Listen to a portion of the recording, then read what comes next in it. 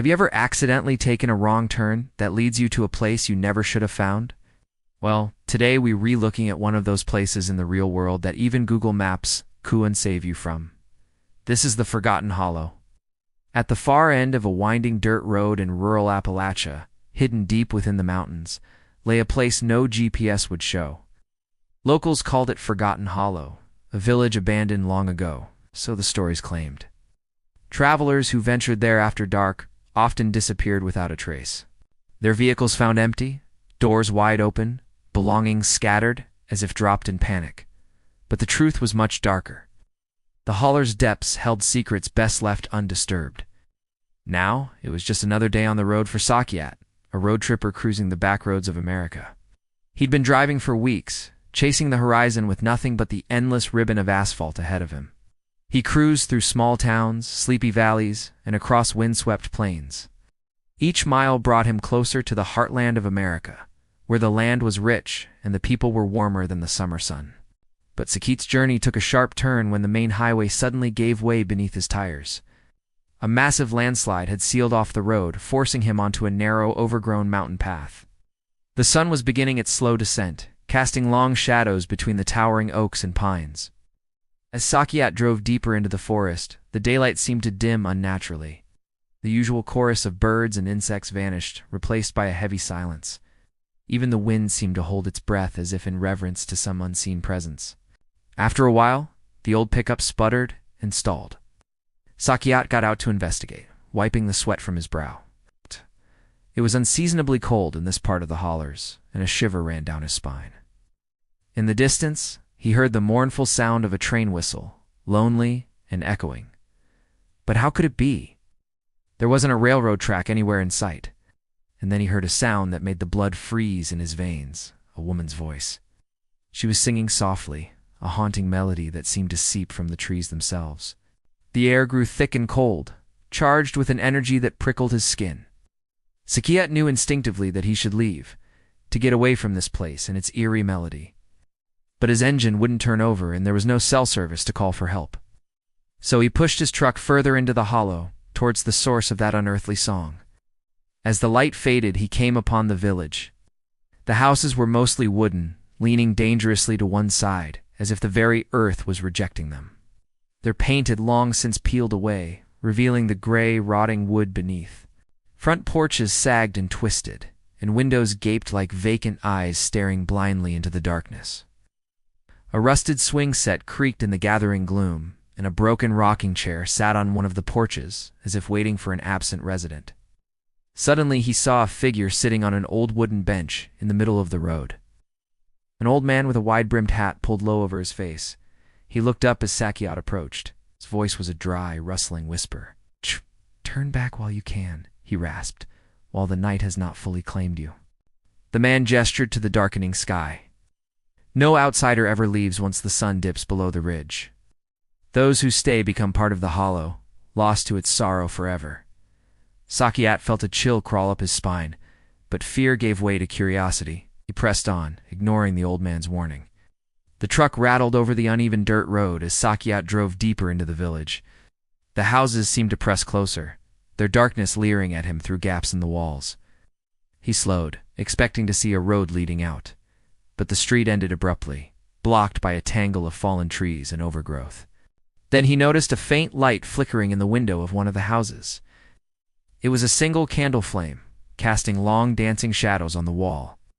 Hesitantly, Sakyat got out and walked toward the light. As he approached, he could hear voices coming from inside, whispers and murmurs that sent shivers down his spine. He knocked on the door, but there was no answer. Then he tried the handle. It was unlocked. Sakyat stepped inside. The air was heavy and stale, thick with the scent of decay and dust. Moonlight streamed through cracks in the boarded-up windows, illuminating swirling motes of dust. He called out, his voice echoing in the vast emptiness, but there was no reply. Moved through the rooms, each one more desolate than the last. In the corner of what had once been a bedroom, he saw a rocking horse frozen mid-rock. On the floor lay a tattered doll, its button eyes staring blankly up at him. Then he heard it again, the sound that had led him here, a woman's voice singing a mournful tune. The melody seemed to emanate from the walls themselves, resonating deep within his bones. Drawn by the music, Sakyat went to the back of the house and pushed open a door.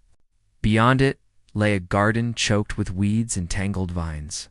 At the end of the path stood a weathered stone well, and there, perched on the edge, was the woman from the road.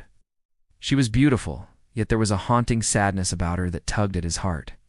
Her long, flowing hair cascaded down her back like a waterfall, and her eyes were pools of endless sorrow. But as she turned to him, Sakyat saw that her dress was filthy and soaked, clinging to her body. Her bare feet left no marks on the overgrown path. Then the woman began to speak. Her voice was like the rustling of autumn leaves, beautiful yet tinged with an otherworldly melancholy. "Welcome to the hollow," she said, "where the sun fears to tread and the shadows dance." She turned back to the well and continued her mournful song. "Why do you linger here?" she called out, her voice echoing into the darkness. "Do you seek to join us in our eternal sorrow?" Sakyat felt a strange pull towards her, a longing for the solace she seemed to offer. But then he remembered the old man's warning and shook off the feeling. He forced himself to turn away and go. But as he did, he heard a sudden crash from above. Rocks and dirt tumbled down the well, sealing it shut. Sakyat spun around, but the woman was gone. Panic surged through him as he realized he was trapped. There was no way out of this cursed place. He raced to the front door, flinging it open and running into the night. Behind him, the house groaned as if in pain. Then he heard footsteps. They were slow, scraping, deliberate, coming from inside the house. Sakyat turned to look, and for a moment, he saw a shadowy figure standing in the doorway. It was tall and gaunt, with long, gnarled fingers that scraped against the floorboards. Then it vanished. He turned and ran, crashing through the underbrush, branches tearing at his clothes. But the footsteps followed, relentless and unwavering. Terrified, Sakyat stumbled on, desperate to escape the clutches of the unseen entity pursuing him. Suddenly, the path opened into a small clearing. In the center stood an ancient oak, its branches gnarled and twisted like the limbs of some primeval beast. Beneath it lay a large flat stone, and Sakyat collapsed onto it, gasping for breath. The sound of his own ragged breathing echoed in his ears. And then he heard the voice again, close now, whispering right beside him. "Join us," it beckoned. "Join us and find peace." Sakyat recoiled, but the woman was nowhere to be seen. The voice seemed to come from everywhere and nowhere. Desperation seized him. He scrambled to his feet and fled, racing deeper into the woods, branches whipping at his face. But the voice pursued him relentlessly, weaving between the trees, always just out of sight. Then, as suddenly as it began, it stopped.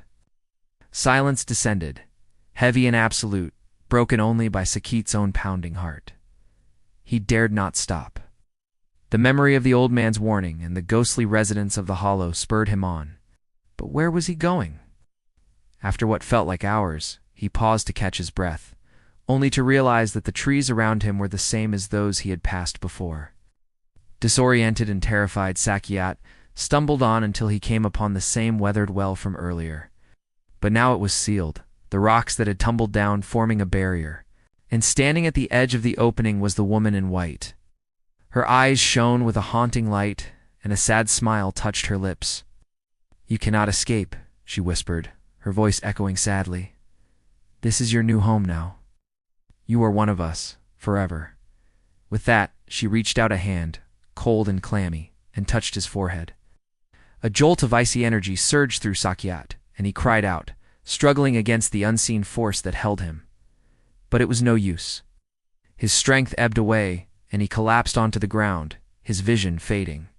The last thing he saw was the woman's sorrowful face, framed by the gnarled branches of the ancient oak. Then darkness consumed him, claiming him for the hollow. The next morning, sunlight streamed through the trees, painting dappled patterns on the forest floor. Birds sang sweetly overhead, and the gentle breeze rustled the leaves. But the tranquility of the scene was shattered by the sight of a crumpled body lying at the base of the oak tree. It was Sakyat, his face pale and lifeless, his eyes staring blankly at the clouded sky. Beside him lay his abandoned pickup, its doors flung open, the engine still running. Had he driven into the forest in a panic only to collapse and die of exhaustion or perhaps fright? The mystery deepened when they discovered his phone, still playing the mournful tune of the woman in white. News of the incident spread quickly through the nearby towns, sending a chill down the spines of many who had heard the legends of the Forgotten Hollow. Some whispered that Soche had simply gotten lost and died, while others claimed he had become another victim of the Hollow's curse, joining the countless souls trapped within its grasp. Years passed, but the enigma of the Forgotten Hollow remained, a haunting reminder of the secrets that lay hidden in the heart of the Appalachians. Oh. And every now and then, when the moon was full and the wind was just right, travelers reported hearing the mournful song of the woman in white, her voice echoing through the trees, forever seeking company in her eternal solitude.